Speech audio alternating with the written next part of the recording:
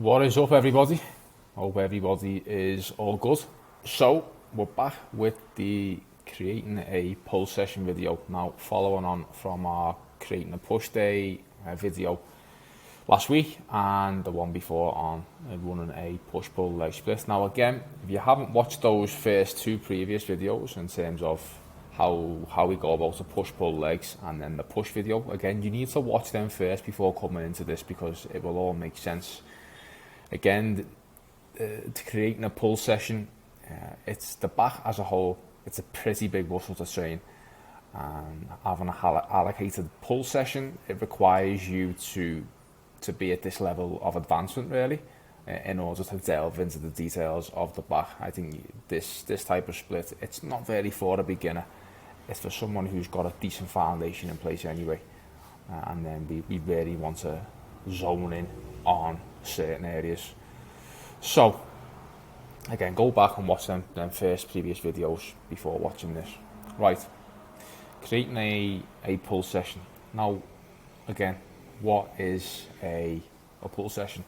Now it should be pretty obvious, but the back, when I say back here, the back makes up a lot of muscles, as you'll see here. The back itself is the rhomboids, lats, traps, erectors, rear delts. So you can see by just having one or two exercises, it's not really going to be enough to stimulate all this and drive growth to every single area that we might need as we get more advanced.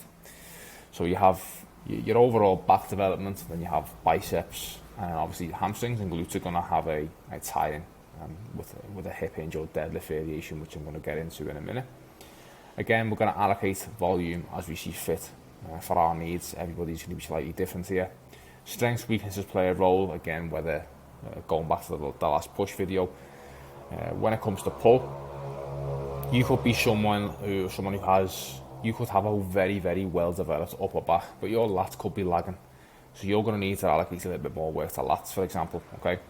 This could be, again, you could have not a very well developed spinal erector area or the lower back, so you need more hip hinge work.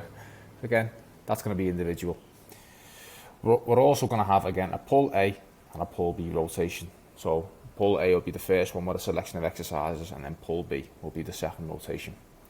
Again, assuming we're going to be taking everything to failure, obviously apart from the deadlift, again, which I'll get into in a minute. So what is an example of a pull day or pull day A? How does that look, and why have we got certain things where it is? So next slide, let me move this out of the way here. There we go. Right, and I'll move my face here. Now this will make sense. Right, here we go.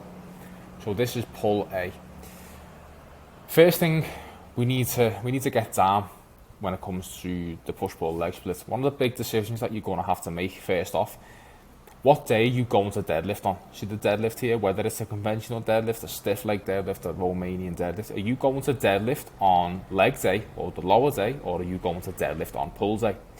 There's no right or wrong answer with this. It will depend on how you feel doing that, what you think provides you the best stimulus and best bang for your buck. Someone might not be able to get the full juice out of a deadlift variation on leg day. Let's say someone squats prior, they may not have the energy to really get the most out of a hip hinge, and may prefer to put that first on their pull day so they can come in fresh, fully rested, and attack that deadlift first thing in the session. So again, this will vary on the person and what you prefer to do. You could have one pull day, your first pull day, so the pull A rotation. This could be your big heavy deadlift day, and then your pull B, for example, the next slide I'll show you. You might not have a deadlift variation in that day.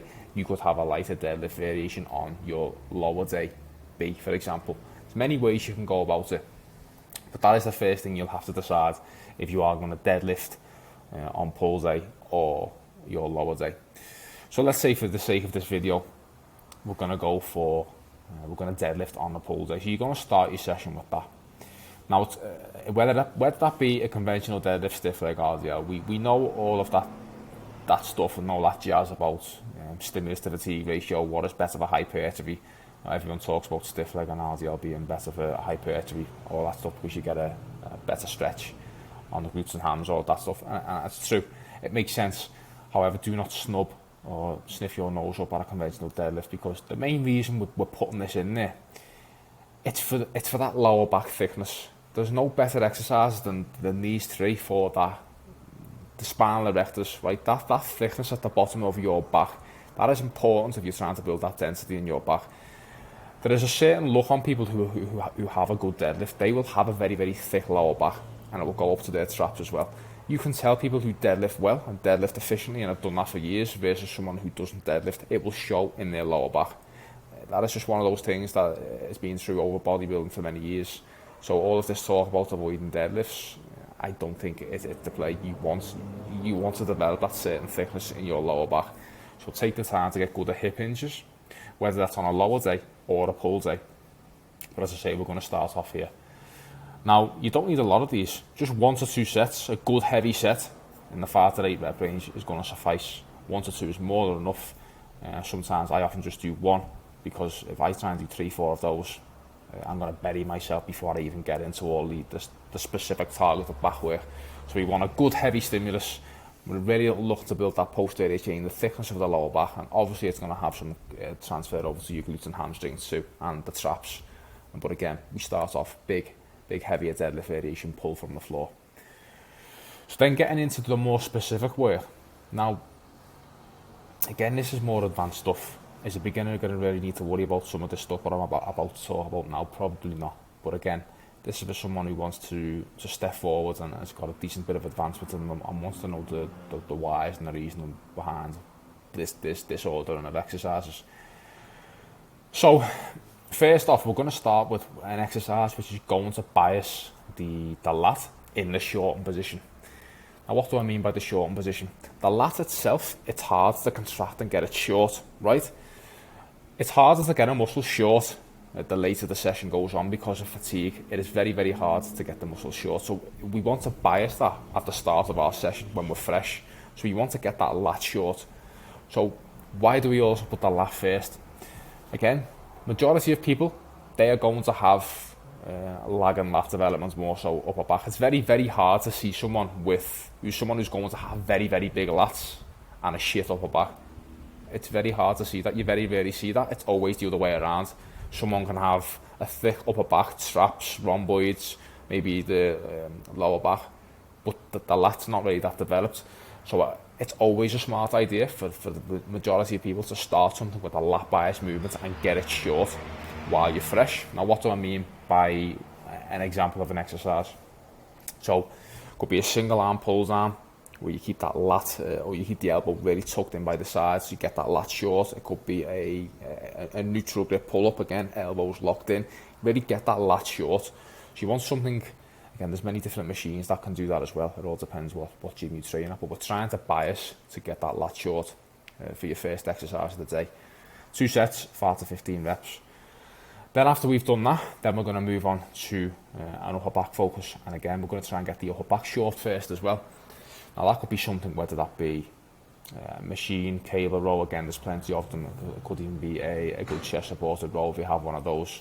Pretty simple for upper back training. Again, a couple of examples of exercise that we can put in.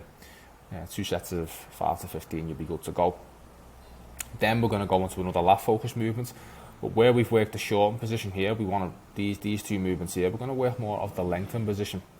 We really want to lengthen out that lat, we really want to get that full stretch. So something like a single arm machine row, so like a single arm, the hammer strength machines where you can, with the neutral grip, so you can sort of step to the side, really feel that lat stretch. You'll know when you grab hold of a single arm hammer strength machine, the lat will just stretch out. A 1 arm dumbbell row is a good example if you keep the elbow tucked in by the side and really roll towards the hip. A single arm cable machine row, again really focusing on really lengthening that lat. So that's going to be there, again 2 to 15, 2 sets of 5 to 15. And then an upper back focused, which is going to work the lengthen. So again, an upper back pull down, so it can be sort of a pronated grip pull down, it could be a pull up for example, but you're really working that lengthen position. Now, when it comes to all this back stuff, there is a bit of a crossover between some of them. Some movements are going to have a little bit of lat and a little bit of upper back. So there is going to be a little bit of transference between movements. So there is an overlap. Movements like pull-ups as well, everybody talks about them. Pull-ups are a great exercise. They can come in, and you're mainly looking for, depending on the grip that you're going to use, will dictate where you can put these in either the lat shortened, upper back shortened, lat lengthened, or the upper back lengthened. It all depends. But again, this is just an example. Then after we've done that, again, these are optional. I think the shrug and rear delt. Do you need more traps? Okay, you're going to need some shrugs. Do you need more rear delt development? You'll need a rear delt row, for example, which is going to keep the elbows in line with the rear delt. And then we're going to get onto the bicep work. Now, again, we want to work the bicep in the shortened range first when it's fresh, and then the lengthened. So shortened position is things like a cable preacher, something like a spider curl, a single arm cable preacher, where you're really biasing that bicep in the short position. And then the lengthened is something we're really going to get that stretch in the bottom. So think of a face away cable curl. You can do that with 2 arms, dual arm, a single arm. Seated incline curls is another good one for the bicep lengthened. So that's the whole reason behind that. Now you probably think this is a lot of work. Pull sessions, to do a proper pull session, it's work, because, as I say, the back is a big muscle, and to hone in and develop each area requires a little bit more work. That's why I'm saying this type of split it's a little bit more advanced, because if you look at this, you've actually got lat shortens, lats here. You've actually got 4 directed sets to the lats.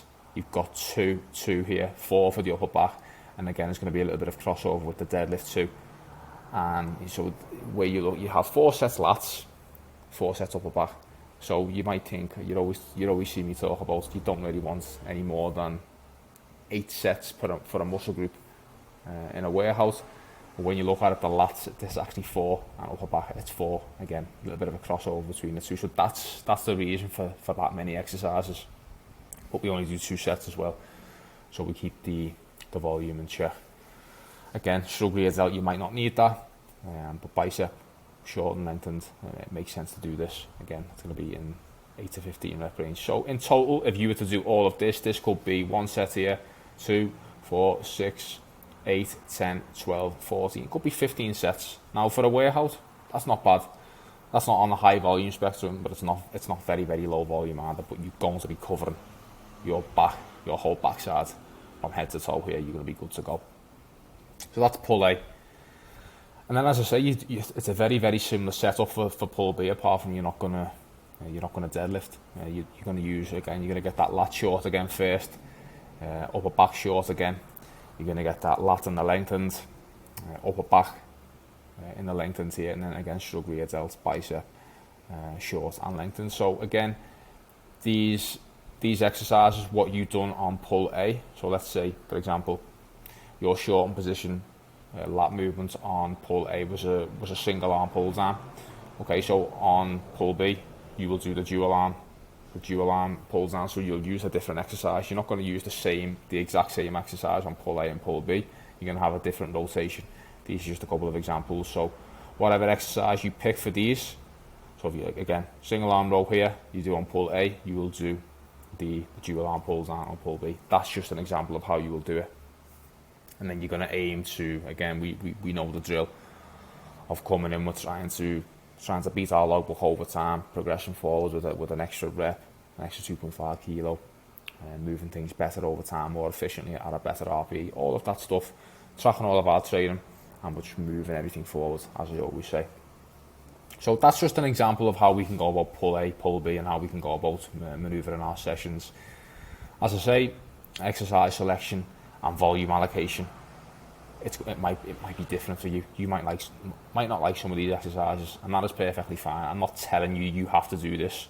Again, as I said in the last video, this is potentially a skeleton for you to work off. Run with this, make a couple of adjustments to see how you adjust and how you can target your specific weak links, and then move forward. So that's the video. Hopefully that was helpful. As I say, experiment for yourself. Everything will be different for everybody in terms of volume requirements and how much you'll need to progress. But this is a decent setup in terms of ordering your exercises and which specific areas of the back you need to target for full development, because that's what we want. We want a thick upper back, traps, spinal erectors, big thick lower back. We want our lats to spread out, pop and rear delts. We want everything from head to toe. We don't want to leave any areas out, and nobody wants a shit back, otherwise you wouldn't be here on this video. So let me know what you think. Any comments down below, let me know. Any questions, and I'll talk to you all in the next one.